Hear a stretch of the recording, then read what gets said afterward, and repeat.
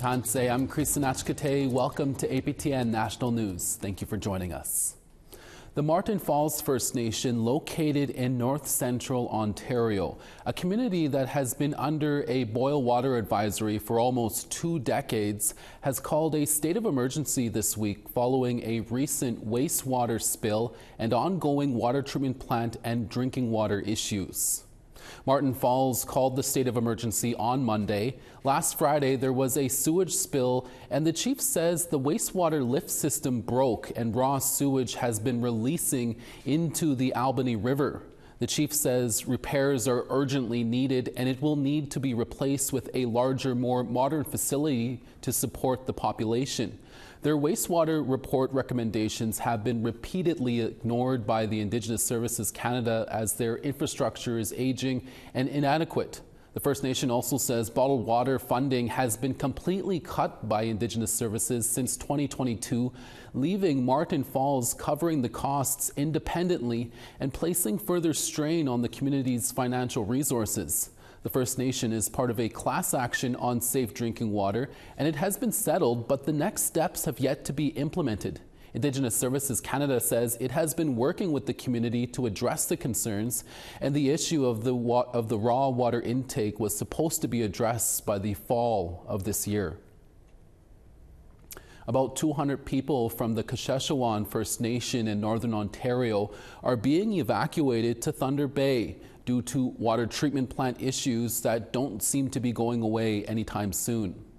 Organizers say the evacuees are expected to stay in Thunder Bay for about 2 weeks until repairs can be made to the water treatment plant. Thunder Bay Mayor Ken Boshkoff said in a statement, the city is happy to extend their support and solidarity to the Kashaan community during this challenging time and are committed to providing a safe and welcoming environment. Kashaan is located on the James Bay coast. First Nation leaders from across Manitoba are meeting in Winnipeg today for a special Chiefs Assembly meeting on Jordan's principle in child welfare. Indigenous Services Canada recently released data that showed a backlog of more than 140,000 claims for Jordan's principle. Nisitchewayasik Cree Nation Chief Angela Lavasser says it's time to take additional measures to Ottawa. Let's get on a school bus. I'll be the first person on that damn bus to protest. Let me tell you, the first time that I publicly spoke and protested was during the Oka crisis when I was 13 years old. I'm ready, and we had this conversation, I'll remind you, Chiefs, last year in January. We talked about protesting then. So let's not wait any longer. And until we start making some noise and bringing attention to these issues, these folks at ISK are going to continue to ignore us. And in doing so, they're going to keep violating our rights, disrespecting us, and they're going to keep denying our children services. On September 9th, 2021, 9-year-old Bailey Maurice was struck and killed by a vehicle while on her way to school. The driver was accused of being impaired, and just recently that charge was stayed. In a press conference on Tuesday, the Federation of Sovereign Indigenous Nations and Friends of Bailey's family demanded justice and called for an appeal on the decision. APTN's Rachel May reports. Taylor Kennedy admitted to vaping marijuana and microdosing magic mushrooms the day before she hit Bailey and killed her in a crosswalk on her way to school. Kennedy was charged with impaired driving, causing death for having marijuana in her bloodstream. Under Canadian law, criminal trials must end within 18 months. Kennedy's took almost 2 years. Last week, Judge Jane Watton ruled Kennedy was not tried within a reasonable time and stayed the charges, meaning they could come up again if she reoffends. Sarah Smokey Day, a family friend, spoke on behalf of Bailey's mother, Rochelle Dubois. She's lost her voice, quite literally has lost her voice. From talking, crying, yelling, wanting to be heard. She asked for me to speak for her today because she's lost her voice. Smokey Day said Kennedy's case should have gone to trial much sooner. It took too long from the minute Bailey was killed. It took too long for the police to press charges. It took too long for things to get to court. It took too long to settle on a lawyer. It took too long to get through the court case. and the judge was perfectly fine with washing her hands of any decisions. Craig McCollum, 4th Vice Chief of the Federation of Sovereign Indigenous Nations, says Judge Watton's decision should be appealed. He also said that the chiefs have a proposal of its own, Bailey's Law. There's 6 provisions within it. Number 1 is the prioritization of child victims. In cases where a child under 16 years of age has died as a result of the accused actions, the court must ensure that the interests of the child and their family are given enhanced consideration in both procedural timelines and outcomes. Other provisions include protection against delays, prohibiting charges stayed in child death cases, tougher sentencing for impaired child fatalities, child victim advocacy, and a reevaluation of impaired driving laws. Since the trial began, Bailey's family has been attacked mercilessly on social media. McCollum urged the people behind the attacks to reflect on themselves before posting hateful comments. I've seen the comments. It hurts. It's disheartening to know that there are people that have beliefs like that out there. And I would just ask them, what if it was your kid? Would you be saying the same thing? The family is asking the public to pressure the Crown and Saskatchewan's Minister of Justice to appeal Judge Watton's decision. Rachel May, APTN National News, Saskatoon. A Northern Ontario agency that seeks to provide Indigenous-led community support is expanding. ISN Musqueam, which is based in Sault Ste. Marie, assists Indigenous communities in leading their own response to emergency situations, including floods and forest fires. APTN's Mike McDonald has the story.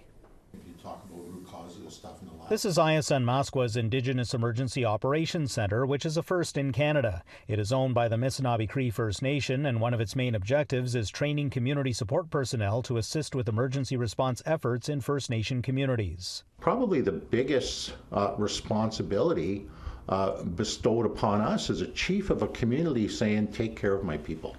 They give us that entire responsibility to look after their folks while they're off doing what they need to do to keep their community safe. ISN Musqueam was launched in 2020. Its first hire was Ernie Ludit, an armed forces and law enforcement veteran who now heads the agency's emergency planning division. When First Nations were getting evacuated, there's been a long history, especially in Ontario, of incidents and mistreatment and sometimes outright racism against people that are evacuated into larger urban settings in Northern Ontario.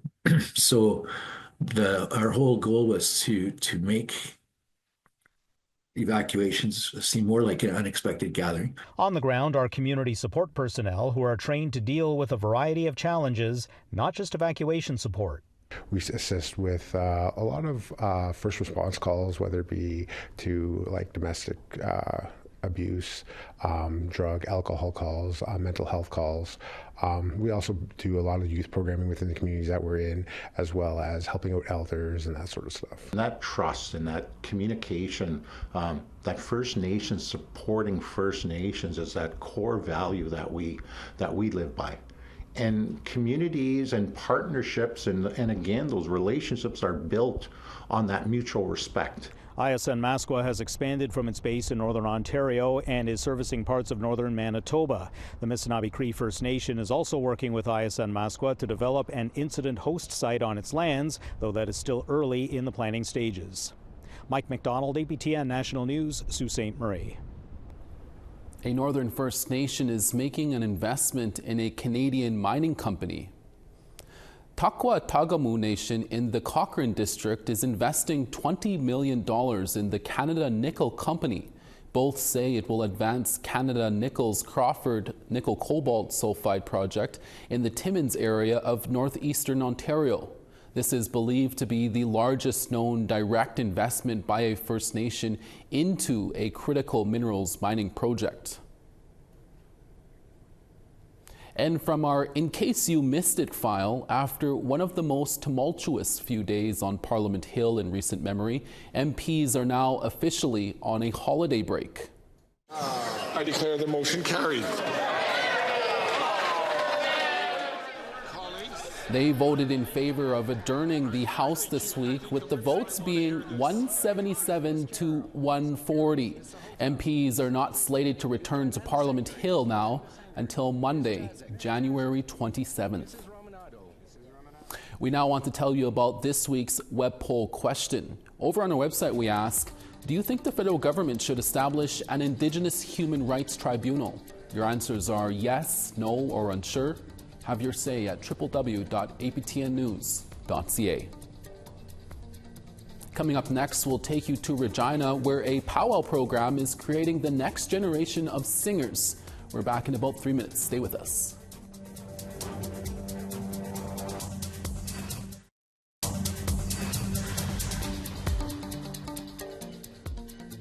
Welcome back. Since 2017, Mother Teresa Middle School in Regina has been harboring a powwow program, which is now producing a new generation of singers. The group started with 6 members and now includes well over 50. Those involved say it is not just a hobby, but a space to have fun and make lifelong friends. CTV's Mick Fable reports.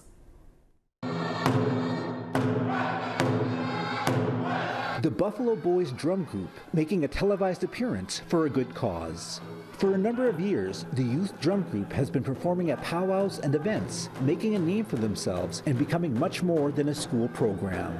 Those around the drum have been with the group for a number of years, learning the songs and teachings and finding a place of belonging. I've been drumming with these boys and girls for like a very, very long time. We've all watched each other grow up. I think the main thing that keeps me coming back is the support system. You create really strong bonds and connections with people through doing these kind of things, and it's so beautiful that I get to have this. It all begins here in the classroom. 3 times a week, the Buffalo Boys get together, practice their songs, and learn from the drumkeeper, Evan Whitestar. In 2017, at the request of a student, Whitestar started the group with a handful of singers. For him, it's a dream come true, passing along knowledge to those eager to learn. I get to teach and show everybody the beauty of our culture. I get to teach and show everybody the beauty of our language. I get to teach and show everybody the beauty of watching a young child learn. Like that light in their eye when they finally get it, and I get to empower them. Throughout the summer months, the drum group hits the road and sing where they can. Parents of the Buffalo Boys have been supportive of the group and have seen the camaraderie grow between its members. A positive, they say. Being able to see these little boys transition into young men has been amazing. It's a beautiful thing just to see them, the brotherhood that they have created amongst each other. So that has been one of my biggest happinesses and joys of watching them. Right now, there are roughly 60 Buffalo boy and girl members. The group is becoming more diverse, having youth from all sorts of backgrounds having a try at the drum. With a few grade 12 members ready to graduate, there are many more waiting to pick up where they leave off, continuing a now strong tradition at Mother Teresa Middle School. Mick Fable, CTV News, Regina. Great story, Mick. We're always looking for your feedback or story ideas. Here's how you can continue the conversation. If you have a story you want to share, send us an email to news@aptn.ca. To read and watch our stories, you can go to www.aptnnews.ca. And you can also find us online on your favorite social media sites, including TikTok, YouTube, LinkedIn, and X. Follow APTN News to join the conversation and see our latest stories. A young woman from the Thunderchild First Nation in Saskatchewan is following her dreams, including recently joining the Toronto Raptors Northside Street team. That interview when we come back.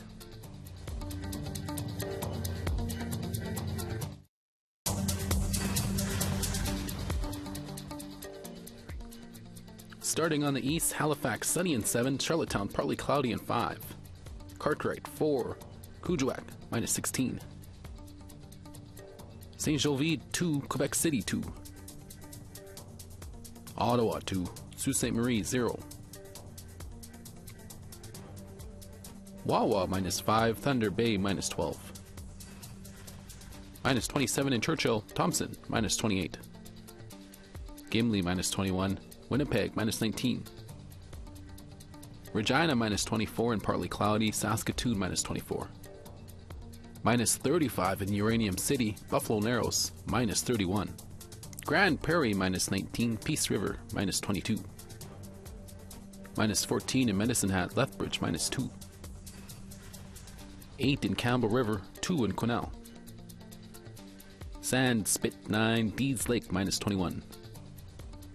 -32 in Old Crow. Dawson -30. -31 in Wati. Yellowknife -29. -20 in Pawatuck. Sunny in Colville Lake at -31. Chesterfield -29. Whale Cove -27.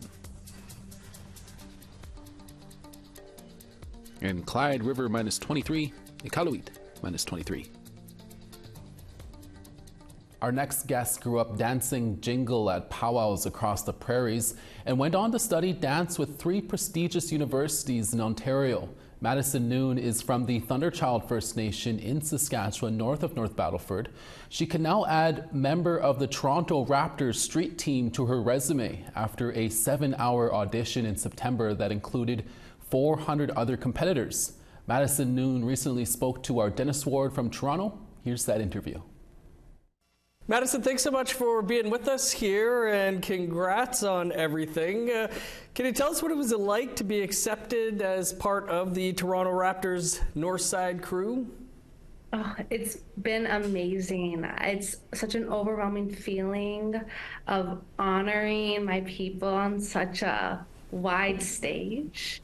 And it's just been exciting as a dancer, following my professional dreams.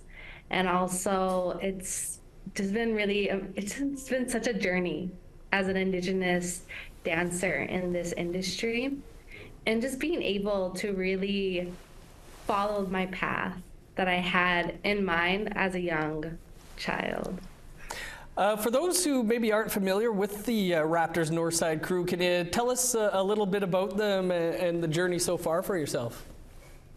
Yeah, it's been such a journey. That's what I can say, in the sense of emotions. My emotions have gone up with excitement. There's been times where I feel emotional, not with sadness, but with happiness. But I've been emotional sometimes before I go on the big court. Sometimes, like in the sidelines, I'm like, I can't believe I'm really here, because I've auditioned for this team for about 3 years. I've been auditioning for the team. So finally being there, it's been such a roller coaster of emotions, and the journey has just been spectacular, to say the least, you know? So, yeah. You're also a jingle dress dancer. Can you maybe fill us in a bit on how you started out with the jingle dress dancing? Yeah, I am a jingle dress dancer. I'm from the Thunderchild Cree First Nation. So I started dancing powwow through my family. My dad was a champion drum singer with the drum group High Noon, and my mom was a competitive fancy dancer. So just in that, it just kind of came full circle that I became a jingle dress dancer. And yeah, I'd say like that was my first dance style, of course, was my traditional way of jingle dress dancing. So I always say I'm a jingle dress dancer before anything. Right. You recently performed during this year's National Day for Truth and Reconciliation. What did it mean to be part of that? Oh, wow. That was special. That was a special moment. I worked with Jerry Wolf, and we did a contemporary duet to Tom Jackson, Blue Water. And that was just such a special moment in itself. We danced in front of all of these residential school survivors. And I felt as if the spirits were with us too on the stage. And dancing contemporary alongside Jerry Wolf was kind of one of those moments where it was like pinch me, because Jared was one of my dance judges when I was 12 years old. So he did not know that we were going to be working with each other in 10 years, you know? So dancing alongside him was amazing.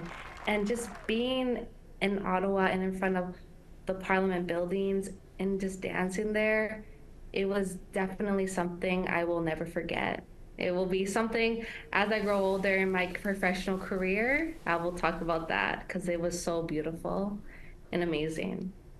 As someone who was stage right for that performance, yeah, it was really something special. As soon as Tom started singing there, we were all like, things felt different and strange there for a moment in a good way.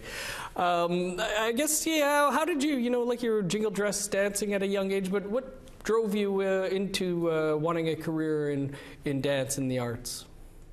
Yeah, so I lived in Thunderchild until I would say grade 1. And in grade 1, we moved to Saskatoon. And right then and there, my mom put me into ballet. And then ballet went into jazz, into tap, into musical theater, into hip hop. I feel like once you put your kid into dance, they're either going to love it or else they're like, not really my vibe. But for me, I instantly loved it. And every year, I just kept adding on dance genres. But I would definitely say I started dancing in my in my room. I would teach myself music videos, Michael Jackson music videos, Britney Spears. We had CDs at the time. So I would put like a Michael Jackson, This Is It CD. And then I would teach myself all those choreography. So I feel like at a young age, definitely something was getting started for dance. Awesome. It was cassette tapes for me back in the day. What's your message to Indigenous youth out there looking to follow their dreams? Oh, I would say follow that path. I always, for me, it was something that really helped me continue and get to where I am, was stay true to who I am and be proud of being an Indigenous person. There's always support everywhere. I moved to Toronto not knowing anyone. I'm from Saskatoon, and the first thing I did is I went straight to the Indigenous Student Services at my university, and their support really helped me. And I just say, honestly, just staying true to yourself and being proud of who you are, and knowing that Indigenous people, we have such a long line of leaders and just strong, we just are very strong, we come from a long line. So just knowing that really helped me, and always being persistent to my goals and hard work, because personally, nothing will ever come to you without the hard work, especially as a dancer. I know that firsthand. So stay true and to yourself and to the dreams. Good stuff, Madison. Congrats on all your hard work and it paying off. And thanks for taking some time for us here today. Of course. Thank you for having me. Great life lessons there, Madison. Thank you. And that's your daytime newscast for this Wednesday, December 18th. We're back again for your evening newscast with more stories. Make sure to join us then. From all of us at APTN National News, hi, miigwech, masicho, kwana. Thank you for watching, and we'll see you again next day.